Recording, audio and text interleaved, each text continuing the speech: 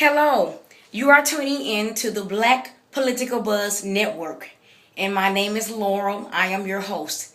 Thank you today for tuning in. On today's broadcast, or today's Black Political Buzz Network broadcast, I'll be speaking on the topic of the importance of standing and marching in 2014 for change. The importance of standing and marching in 2014 for change.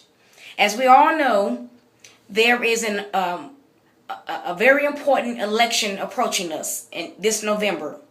This November is a very significant election, general election, because this election will determine which political party will take charge of the Senate. This November, it is imperative that every voter goes to the polls to cast their ballot, because your ballot will determine which political party will be in charge of the U.S. Senate. As of right now, the Democrats are in charge of the U.S. Senate. I have not been in agreement with the way the Democrats have rule the U.S. Senate.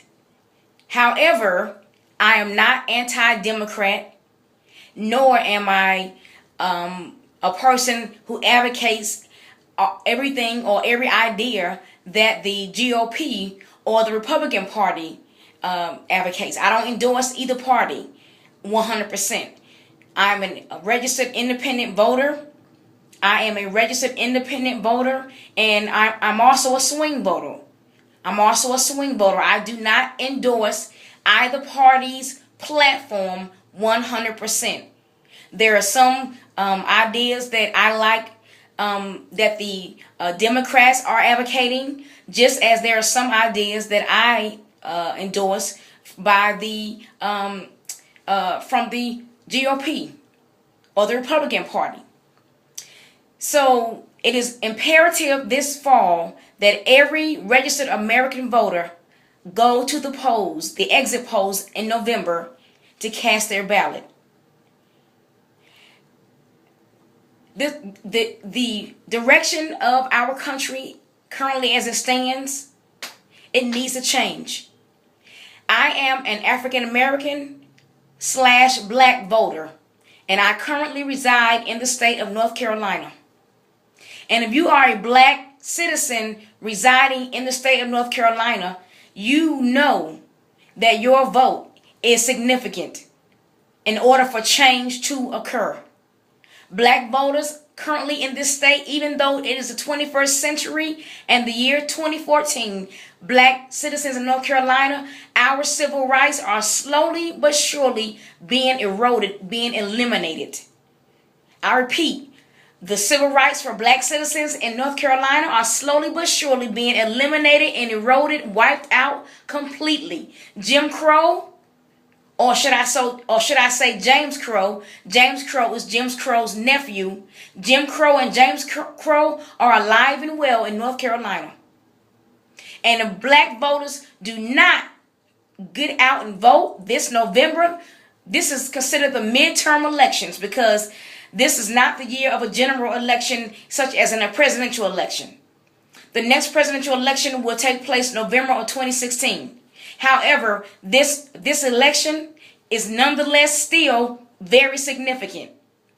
And I'm asking, if you are a black voter who resides in the state of North Carolina, you cannot afford to sit home and not go to the polls and vote.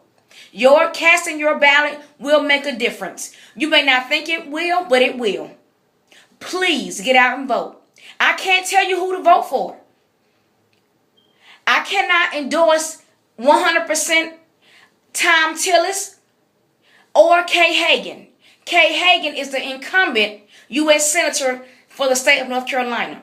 Her opponent is THOM TILLIS. I cannot endorse either of them 100%, but I'm asking you still to go vote. Please vote for a U.S. Senate candidate.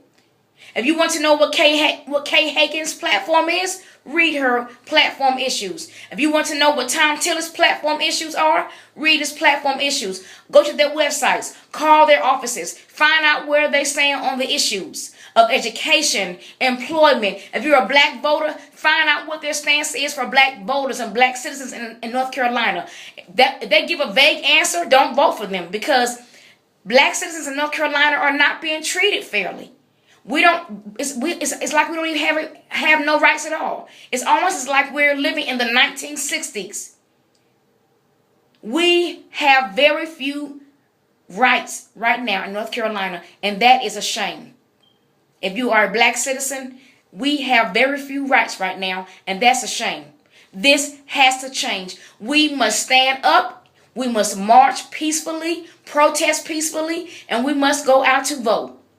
We cannot, if you don't vote, you don't have a voice in North Carolina or in any state. If you don't vote, then don't complain. I repeat, if you don't vote, don't complain. You can't expect change to take place in the educational system as it relates to taxation, small business, the criminal justice system, the probation system, employment. You can't expect change to take place in any area of government in North Carolina or any other state if you don't go vote. If you don't vote, don't complain. But I'm asking you to get out this November and go to the polls and vote. You can either vote for on the Senate level in North Carolina. You have a choice: Kay Hagan, the incumbent, or Tom TILLIS.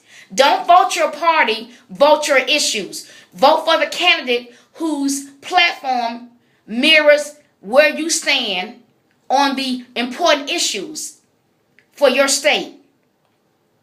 In North Carolina, employment is a #1 issue. Education is #2. Small business and taxation is #3. And last but certainly not least, is the criminal justice system in North Carolina. Because there are too many black people being thrown in jail on trumped up duplicate charges. There are too many black people being stopped on the side of the road for excessive traffic stops for no reason, no proper cause, because the criminal justice system here is racist. North Carolina's criminal justice system is racist, and we cannot effect change, or we cannot make change occur if we don't vote. So I'm asking you to go to the polls, stand up, make your voice heard in North Carolina, and go vote this November 2014. Stand up for change. March for change. Every time there's a protest, a peaceful protest taking place in North Carolina, you should be a part of it. If it's in your county or in your city, North Carolina, go get out there and march peacefully. Get out there and protest peacefully. And in November, get out there and vote. Thank you for tuning in to the Black Political Buzz broadcast. God bless.